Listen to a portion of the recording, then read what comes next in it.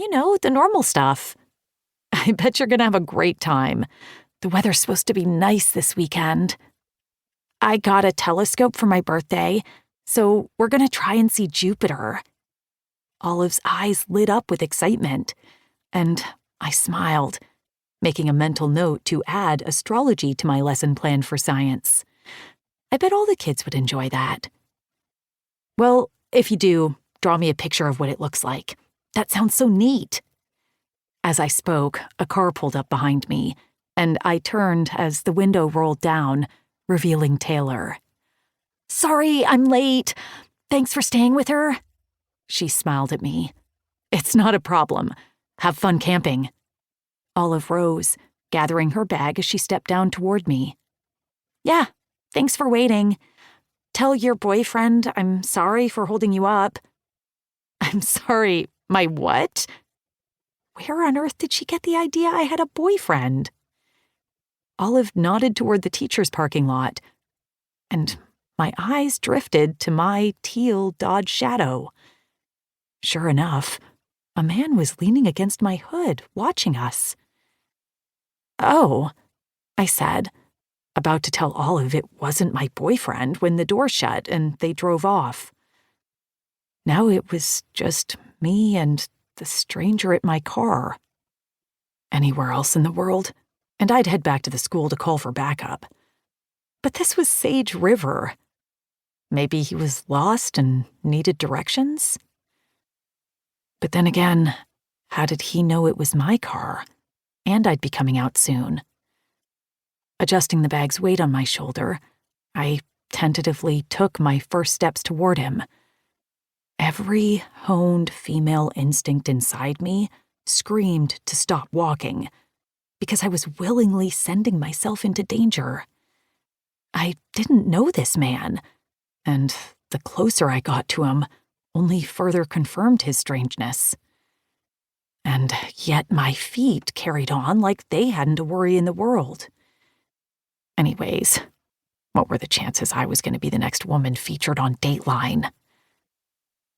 "Hi, can I help you?"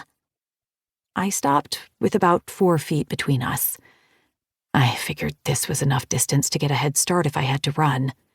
After all, I only had to get back to the school. Once inside, there were witnesses. There was no way he was abducting me from inside a building. But I'm also not about to be abducted, I told myself. "Rachel Carr?" He straightened out immediately, unfolding himself from his casual lounged position.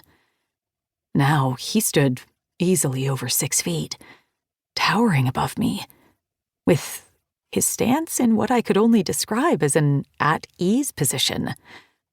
Although he was the only one at ease right now, how the hell did he know my name? "Can I help you?" I repeated, although my mother once told me a non-answer was still an answer. "This is borderline stalkerish, I know." "You know? Then why are you doing it?" "But the librarian said I could find you here."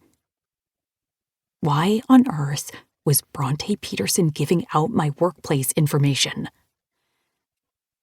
"The address you have here is old, so I wasn't sure where else to find you." He reached behind him, and I tensed, preparing for a weapon, when he retrieved a stack of weathered and wrinkled envelopes instead.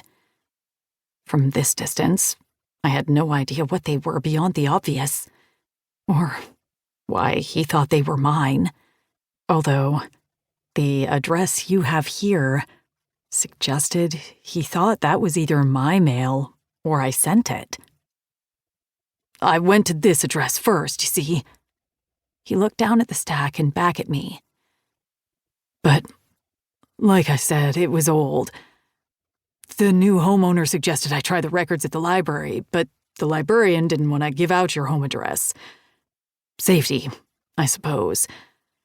So, she told me you worked here." My mind reeled as I tried to